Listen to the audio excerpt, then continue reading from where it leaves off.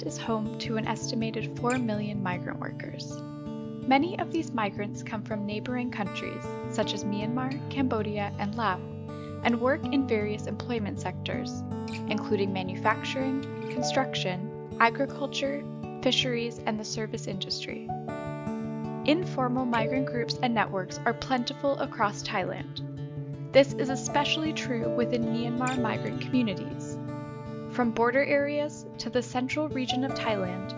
Myanmar migrants have formed numerous groups relating to social, cultural, and religious affairs, migrants' welfare, and workers' rights. High levels of self-organizing amongst Myanmar migrants can be traced back to their country of origin's political history. A legacy of military rule has forced local communities in Myanmar to become self-reliant. In addition, over the years, exiled Myanmar political activists in Thailand have become involved in migrant worker rights issues. These legacies have laid the foundation for the migrant groups and networks in Thailand that we see today. Since June 2022, the Mekong Migration Network has been exploring the different ways in which Myanmar migrants organize, the challenges they face, and the work of formal organizations in supporting migrants' organizing efforts. This exploration has had a particular focus on migrants working in Thailand's fishing and agriculture industries. While Thailand's Labor Relations Act prevents all foreign workers from forming unions and serving on a union's executive council, migrants employed in the fishing and agriculture industries face additional challenges to organizing. For example, migrants working on fishing vessels spend very limited time on shore, while migrant agricultural workers often are secluded on plantations in remote areas, are more likely to be undocumented, and work irregular hours. The nature of work in these industries is one factor which severely hinders these migrants' abilities to self-organize and migrant support organizations' abilities to reach out to them. These challenges, as well as migrants' strategies for overcoming them, will be explored further in the context of Samut Sakhon province and provinces across southern Thailand. Samut Sakhon, a coastal province in central Thailand just south of Bangkok, is home to the largest community of Myanmar migrant workers in the country. According to government data, of the 270,000 registered migrant workers in Samut Sakhon, around 230,000, or 85%, are Myanmar nationals. These figures are likely to be an underestimate, as many migrants have an irregular status. In addition, the province is home to one of the world's largest seafood processing industries, which employs an estimated 400,000 workers. The majority of these workers are migrant women. Work on fishing vessels, however, is largely filled by migrant men. Across Samut Sakhon, many migrant seafood processing workers have come together to create informal groups, often along ethnic lines and often under the pretext of organizing religious activities. These groups at times become an informal space for sharing information on workers' rights. While migrant fish workers acknowledge the benefits of forming and joining groups, they face significant challenges in doing so.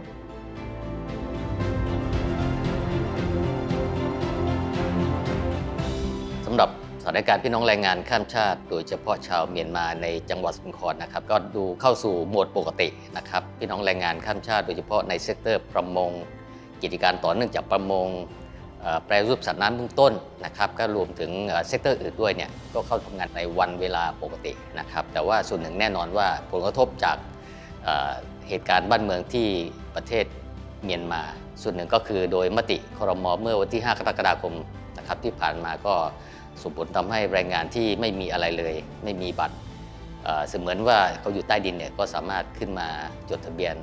ได้อีกครั้งหนึ่งนะครับပြောလို့ပဲမတက်တော့လေတားလေးမကြုံရတဲ့ဒုက္ခလေးတလားမှရက်30ရှိကတ်မကြီးရက်30ဖက်ပေးလေသမားတွေပဲတောက်ဝကြည့်တယ်အဲ့ဒါတထေးလေးကနောက်ထပ်ရက်ဖို့ဆိုရှိသေးတယ်တရက်ဆိုတရက်နှစ်ရက်ဆိုနှစ်ရက်အဲ့ဒါပို့ဆွေးပတ်ဆက်ပို့မပေးဘူးတို့လိုပဲယူတယ်အဲ့ဒါလေး နေ့ရောညရောမအိပ်ရပဲအလောလောရေတို့ကရစ်ဘူးယူလိုက်တယ်ပတ်ဆိုင်ရဆိုနောက်ကြမှရတယ်တို့တစ်ခါဆိုရင်ငါးတဲ့ပြီးဟိုကဈေးပဲပြီးပြန်ထွက်နားရလဲနားယူပိုင်းလောက်ပဲခဏပဲနားရတယ်ဟိုတစ်ခါသမစ်စားရပဲမတ်တရဲစားရတယ်တို့မှဖိတ်ထိုင်ရဲပဲမစားရအခုကုန်းကုန်းမှနားမယ်ဆိုရင်တို့ပန်းရဘက်လေးတစ်ချက်ပဲပေးထားတယ်အဲ့ဒီကပ်ပြန်လေးတစ်ချက်ပဲပေးထားတယ်အဲ့ဒီကပ်ပြန်လေးသွားစားရက်စားတဲ့ငါတမရတစ်ထေးကုတ်သေးတယ်3ရက်ရှိပြီပေါ့အဲ့မကုန်းမှနေရ3ရက်ပဲရှိသေးတယ်မိုးလင်းဆိုရင်တခါခေပြန်ထွက်ပြီ9လမှာ3ရက်4ရက်ပဲနားရတယ်လကတလောက်တစ်ပေါင်းပေးရတယ်တချို့ဆိုရင်ဒုံးနဲ့ရိုက်ခံရတယ်တချို့ဆိုရေပိုက်နဲ့ထိုးခံရတယ်အဲ့နေတဲ့ခါဖြားနေတာခိုက်ခိုက်တုံဖြားဖြားတက်တယ်ပေါ့စောင်းချုံနေလဲရေပိုက်နဲ့ထိုးတယ်အဲ့ရပြီးတာနဲ့မိုးလင်း7နိုင်9နိုင်ဆိုရင်9လတင်တယ်9လတင်ပြီးရတဲ့တခါဈေးခေါ်ဆိုဈေးဝယ်ရတယ်ဈေးဝယ်ပြီးတဲ့တခါပြန်ထွက်အဲ့ချိန်ဆိုရင်ဦးလေးတို့မှာလေဒီကန်းဝင်ပြီးတော့ပြန်ထွက်တဲ့အချိန်အဲ့ရတယ်ပေါ့ပြန်ရောက်ပြီးတော့ねအဲ့ချိန်မရှိဘူးသမင်းစားချိန်ကြတော့အချိန်မှမနေ့အစောကြီးလက်စားရင်စားရတယ်တခါလည်း2နာရီလုံးမှသမင်းစားရတယ်နေကင်း2နာရီထိုးနေကင်း2နာရီထိုးသမင်းစားပြီးတာနဲ့ညလုံးမစားရသေးဘူးပိုက်ဝိုင်းပြီးဆိုမှဦးကြီးကသမင်းချက်ပြီးတယ်တလားမှာတခါလည်းနားရရမရှိဘူးလုံနားရရမှလာကမရတို့ပင်လည်းထွက်တဲ့ရက်ကိုတို့တတ်မှတ်ပြီးတို့ပတ်စံပေးရပါရှိတေးခွဲဝေတာတော့ကိုတဲ့လူတူတာရတယ်ကြည်လဲတယ်ဘာဖြစ်လို့ကိုမသိတဲ့ပု္ပ္ပာကိုကသွားနေလာနေဆိုရင်ကိုမြင်ရတယ်တွေ့ရတယ်ကြားရတယ်အဲ့ဒါဖွဲ့စည်းဖြစ်သွားတော့ပိုကောင်းတာပေါ့လေဓမ္မတွေတွေ့အိမ်မက်ရောလေတို့တွေ့အဲ့ဒီဟာအိမ်မက်လိုပဲမျောလိမ့်နေတာတို့တွေ့မဖြစ်လာဘူးဟိုတလောကတော့လက်ခက်လေမလေးဦးလေးတယောက်လက်ပြတ်သွားတယ်ဒီလောက်လက်ညိုမချောက်ပြတ်သွားဒီလက်အဲ့ဒါကိုတို့ပဲလေမကတ်ဘူးထိလို့တယ်အဲ့ဒီအသေးခွဲလိုက်ပေးရတယ်အဲ့တော့နောက်အဲ့ဒီဦးလေးကစာရွက်စာတမ်းလေးကုန်လို့ပြတ်သွားပြီအသေးခွဲနဲ့တိုက်ပြီးသူကလေမထလိုက်တော့သူ့တီးတဲ့ခွဲရနေအသေးခွဲလေးကလုတ်ပြလိုက်တော့စာရေးတော်ရေးနေထိုင်ရေးကိုလုပ်ငန်းကျမ်းမာရေးအစအကူလို့ရတယ်ကိုယ့်ရဲ့ကြောတော့နောက်ကောင်ဖြစ်အောင်ဖွဲ့စည်းတစ်ခုကတော့ဒီလိုနောက်ကျောင်းမှာလုံနေပြီဆိုတာဦးလေးယုံကြည်တယ်ပေါ့ဟုတ်ကဲ့ကျွန်တော်တို့ဒီလက်ထိုင်းဆောင်ရွက်မှုကတော့ဒီခုနပြောတဲ့နေမြေထဲမှာစေနာဝန်ထမ်းဖွဲ့စည်းတာပေါ့နော်စေနာဝန်ထမ်းဖွဲ့စည်းတယ်ဒီလူတွေကိုကျွန်တော်တို့ရွေးချယ်တယ်ရွေးချယ်ပြီးတဲ့အခါမှာကျွန်တော်တို့တင်နန်းပေးတာတွေရှိတယ်တင်နန်းပေးတဲ့အခါမှာလည်းခုနကျွန်တော်ပြောသလိုဒီလက်ထိုင်းကတင်နန်းပေးတာတခုတည်းလည်းမဟုတ်ဘူးဒီကျွန်တော်တို့ဒီထိုင်းဘိုကျမ်းမာရေးဌာနကနေပြီးတော့ကျမ်းမာရေးပိုင်းဆိုင်ရာတွေတင်နန်းချမှတ်ပေးတဲ့အခါမှာလည်းဒီသူတို့ကိုစေနာဝန်ထမ်းကျွန်တော်တို့အော်စော်တော်ဖြစ်နေလဲကျွန်တော်တို့ကတင်နန်းတက်ခိုင်းတာတွေရှိတယ်ပလိုက်တာအသင်းနေနဲ့ကျွန်တော်တို့လည်းထပ်ပြီးတော့တိုးချဲလှုပ်ဆောင်တာတွေရှိတာပေါ့နော်ဒီပလိုက်တာဆိုတာကလည်းဒါသူတို့ဘာသာရေးနဲ့လုပ်တယ်နယ်မြေတွေထဲမှာသူတို့တွေလှုပ်ဆောင်တဲ့သူတို့ရဲ့လှုပ်ဆောင်ချက်တွေကိုလည်းကျွန်တော်တို့တောက်ကူညီပေးရတာတွေရှိတယ်အဲ့ဒါပေါ့နော်တယောက်နဲ့တယောက်ပြန်လှန်ပေါ့လှုပ်ဆောင်ပေးတာတွေရှိတယ်ဒီပလိုက်တာနဲ့လက်တွဲတဲ့အခါမှာပို့ပြီးတော့ကျေပြန့်လာတာကိုကျွန်တော်တွေ့ရတာပေါ့နော်โมเดลของเราเปลี่ยนไปเพราะว่าเรามีการสร้างระบบอาสาสมัครชาวเมียนมากัมพูชาและลาวให้มีความเข้มแข็งมีความรู้นะครับเวลาเกิดอะไรขึ้นเนี่ยก็สามารถที่จะจัดการตัวเองได้ก่อนในชุมชนเพราะนั้นผมก็จะมีเป็นลักษณะคล้ายๆเป็น MLN นะครับ Migrant Labor Network นอกจากนั้นแล้วเนี่ยถ้าเป็นเรื่องของภาคประมงนะครับเรามีศูนย์เป็น Fishman Center นะฮะก็คือเราจะรับเรื่องร้องทุกข์ปัญหาแรงงานทุกเซกเตอร์ทุกเรื่อง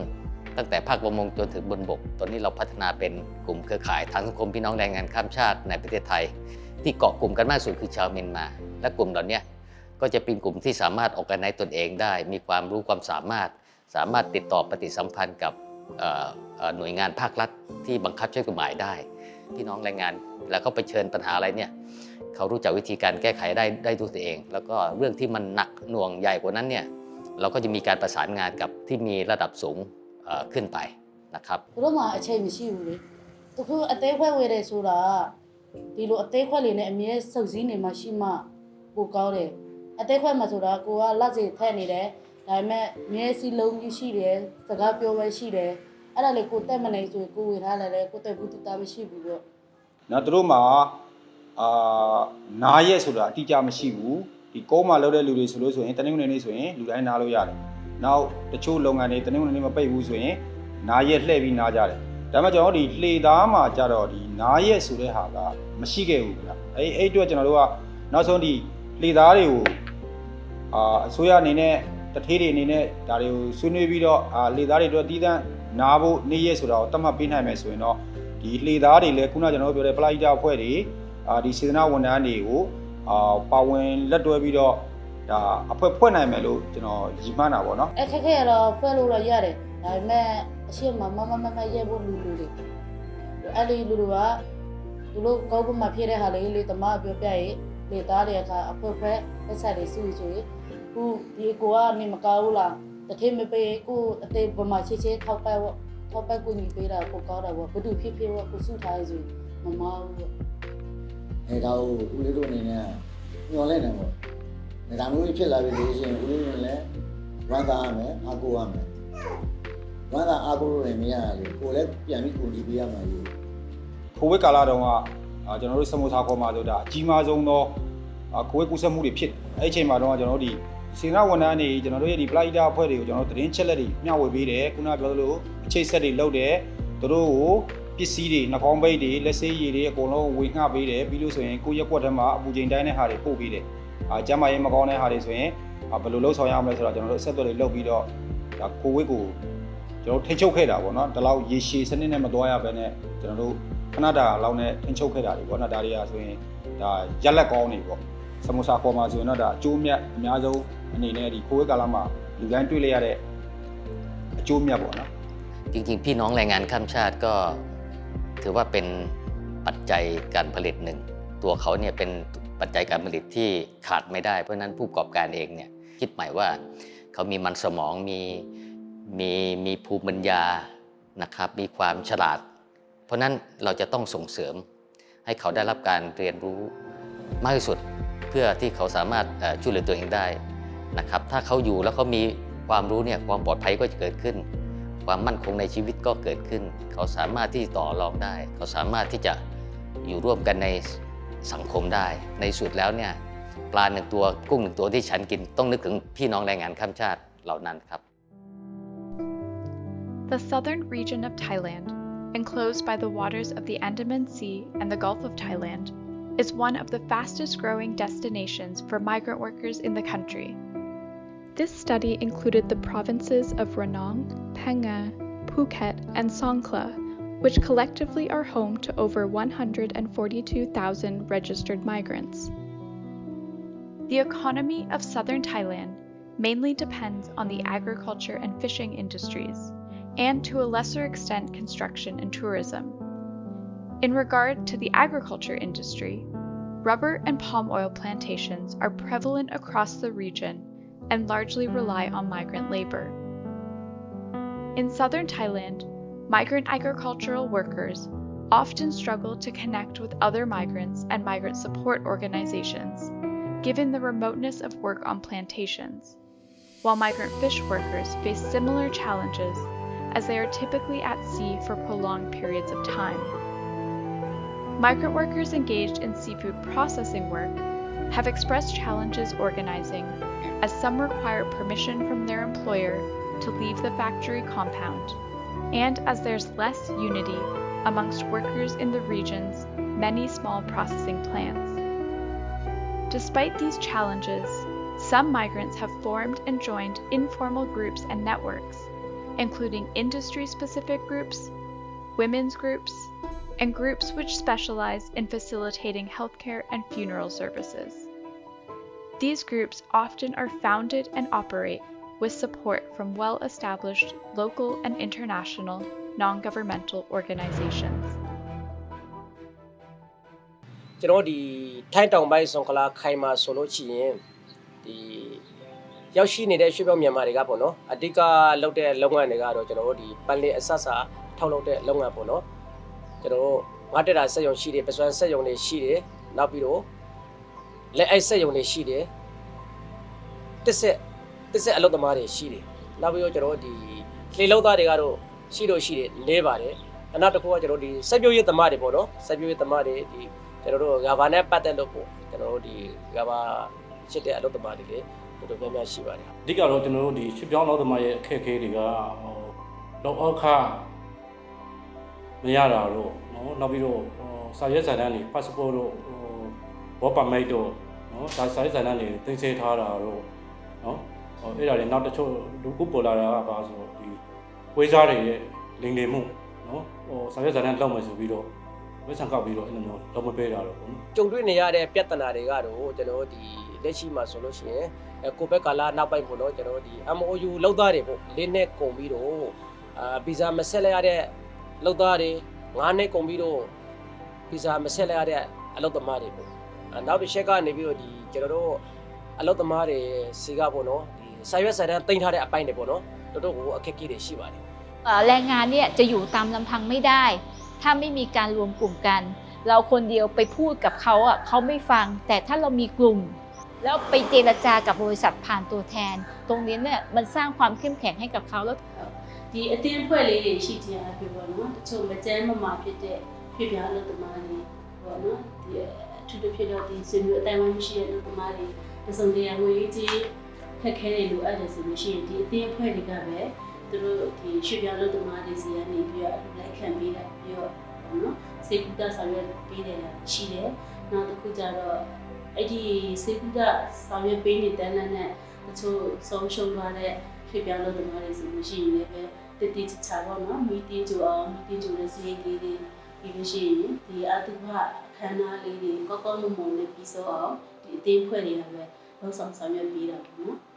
်သူတို့ရှိခြင်းအဖြစ်FED နဲ့အလံဝေးတဲ့အလံအဝေးမှာရှိနေတဲ့ရွှေပြောင်းအလုပ်သမားတွေနဲ့လည်းပဲFED အတွက်အခြေအဆက်ရတာပေါ့နော်ဒီအသေးဖွဲ့ထဲမှာရှိနေတဲ့လူထုခေါင်းဆောင်တွေကနေတစ်စစ်အဲ့လိုချိတ်ဆက်ပြီးတော့ဒီဆွေးနွေးပွဲလို့ရှိရင်ဒီစကဝိုင်းပုံစံမျိုးပေါ့နော်အဲ့အပိုင်းတွေမှာလည်းရွှေပြောင်းအလုပ်သမားတွေနဲ့ဘာဖြစ်ဒီအဖွဲ့ရှိတဲ့ဖြစ်သူတို့အနေနဲ့တစုံတရာကျမရေးပိုင်းနဲ့ပတ်သက်တဲ့အသိပညာလားအတွင်းပေါ်ရင်းနဲ့ဒီအလုပ်သမားခွင့်ရေးလားအလုပ်သမား policy တိုင်းနေတာဒါလည်းသူတို့တစ်စစ်ပေါ့နော်ဂျာခတ်ဒီလိုဂျာခတ်ဆောင်ရွက်ပေးတဲ့အဖွဲ့အစည်းကနေပြီးတော့ဆောင်ရွက်ပေးတဲ့ခါကျတော့သူတို့ကိုယ်တိုင်ဒီချက်လက်တွေကိုသိရတယ်ပေါ့နော်ဒီလိုရွေးချက်ကတော့လူခေါ်လဲဆိုတော့ဒီရွှေပြောင်းလုပ်သမားတွေမှာလည်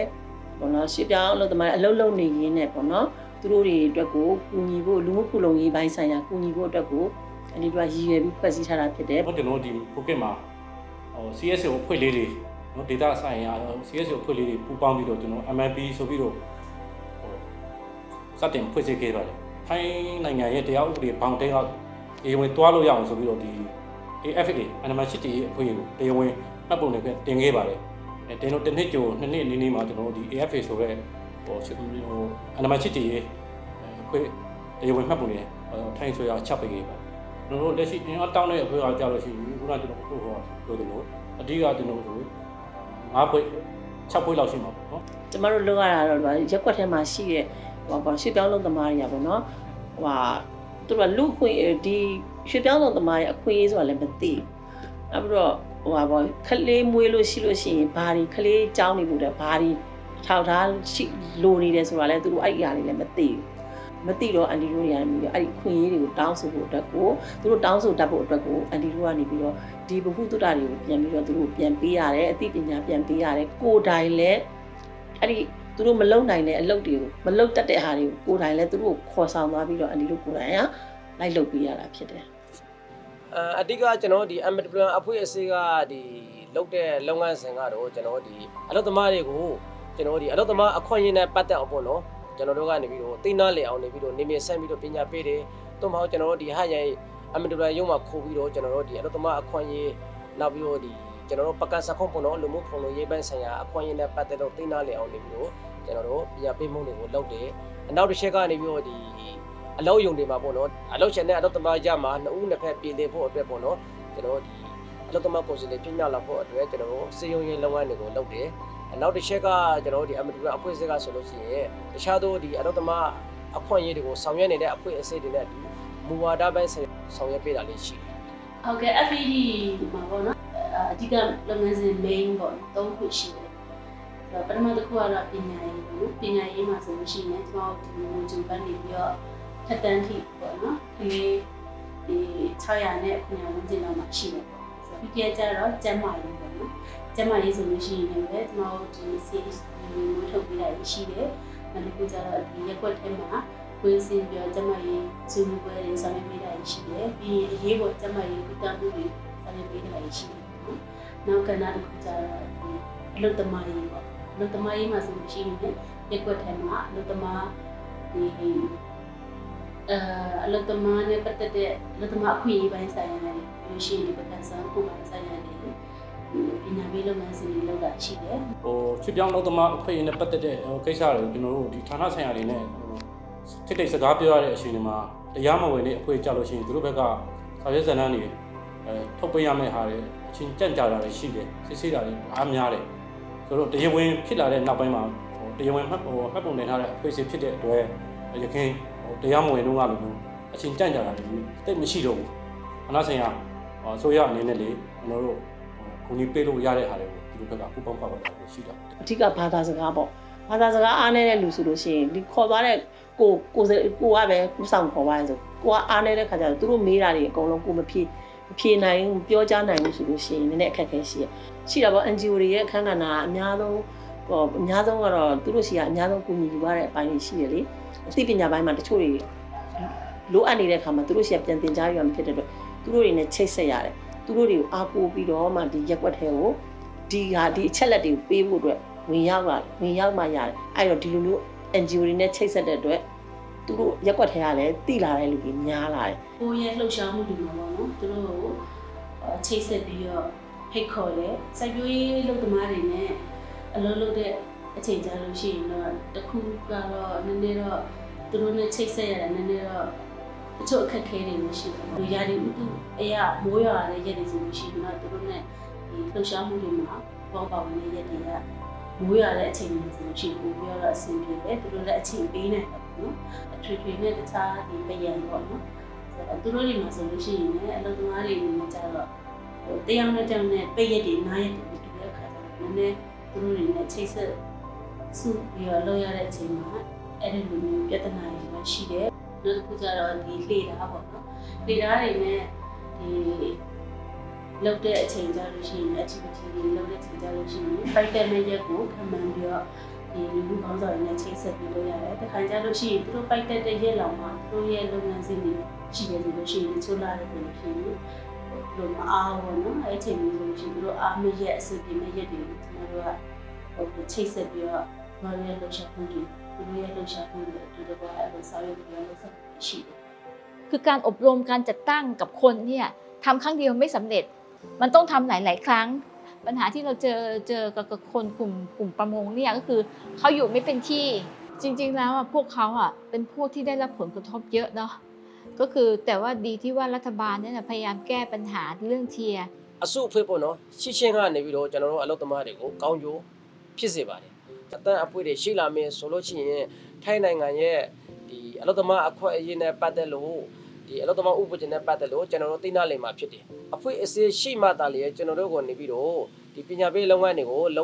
ုလုပ်ပေးရတာလေလွယ်ကူလာမှာဖြစ်တယ်ဒါကြောင့်မို့ဒီအလုပ်သမားတွေအနေနဲ့အဖွဲ့အစည်းများလာလေကျွန်တော်တို့အတွက်ကောင်းကျိုးပို့ပြီးတော့ရှိလာလေလို့ပေါ့နော်ကျွန်တော်ကတော့ယုံကြည်ပါတယ်လူမျိုးဟို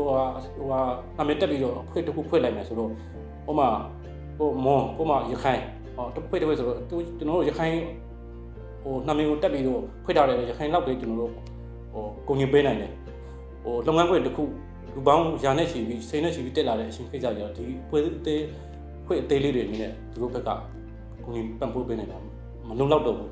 ဒီလိုဒီမှာရှိနေတဲ့ society လူမျိုးလူမှုရေးဖွဲ့အသေးလေးတွေကိုပူပေါင်းပြီးတော့ CSO ကိုပူပေါင်းပြီးတော့ CPO ကတစ်ဆက်အခုလိုမျိုးဒီအဖွဲ့ကြီးဖြစ်အောင်နောက်အဲ့လိုမျိုးတစ်ဆက်တိုင်ပင်ဆွေးနွေးပြီးတော့ဒီလိုဖွဲ့ဖြစ်အောင်လုပ်လာတာဖြစ်တယ်ထိုင်းနိုင်ငံနေရာအနှံ့မှာရှိနေကြတဲ့ကိုရှိပြောင်းလောက်သမားတွေအနေနဲ့လေ AFA လိုမျိုးတရားဝင်ထိုင်းနိုင်ငံအစိုးရရဲ့တရားဝင်အသိမှတ်ပြုဖွဲ့တစ်ဖွဲ့ဖြစ်အောင်ပူပေါင်းဆောင်ရွက်ကြပါပူပေါင်းပြီးလုပ်ကြပါလို့တိုက်တွန်းရှင်းပါတယ်ဒီလိုအသက်အပွေတွေပူပေါင်းလောက်ကင်ဖို့အတွက်ပေါ့နော်ကျွန်တော်ဒီထိုင်းနိုင်ငံမှာဒီငွေကြေးအားနိုင်တဲ့ဒီ NGO အဖွဲ့အစည်းတွေကပေါ့နော်ကျွန်တော်တို့ကိုနေပြီးတော့ဒီပညာပေးအစည်းအဝေးတရားဖြစ်လာအောင်သူတို့ကနေပြီးတော့ပြုလုပ်ပေးမယ်ဆိုလို့ရှိရင်ပို့ပြီးတော့ဒီအားတောင်းတပြီးတော့ပေါ့နော်ဒီအလုပ်သမားအခွင့်အရေးနဲ့ပတ်သက်ပြီးတော့ပို့ပြီးတော့ထိထိရောက်ဖြစ်လာမယ်ပေါ့နော်ကျွန်တော်ကတော့အဲ့လိုယုံကြည်မှုရှိတယ်ဟုတ်ကဲ့ ก็ในฐานะของคนทำงานร่วมกับแรงงานข้ามชาตินะคะเราอยากจะให้แรงงานได้รับสิ่งที่รัฐช่วยเหลือจริงๆและสามารถให้แรงงานนี่แหละเข้าถึงสิทธิ์ที่รัฐบาลให้ได้จริงๆก็อยากจะให้พี่น้องนะคะอยู่ในประเทศไทยอย่างมีความสุขแล้วก็คิดเหมือนว่าประเทศไทยก็คือบ้านหลังหนึ่งของเขาเหมือนกันค่ะ In the face of legal restrictions to forming labor unions, limited financial and material resources, and social exclusion, many migrants in Thailand find ways to come together to support one another. Whether through establishing groups that focus on religious practices, healthcare and funeral services, or workers' rights, migrants are exercising their agency to build community and resilience. This has been particularly important for migrants employed in the fishing and agriculture industries, as they face additional challenges to organizing, given the isolated and informal nature of some of this work. As this video has demonstrated, there is still much more work to be done to support and formally recognize the organizing efforts of migrants across Thailand. It is hoped that some migrant groups may benefit from having opportunities to share their experiences and strategies with each other and collectively discuss the way forward.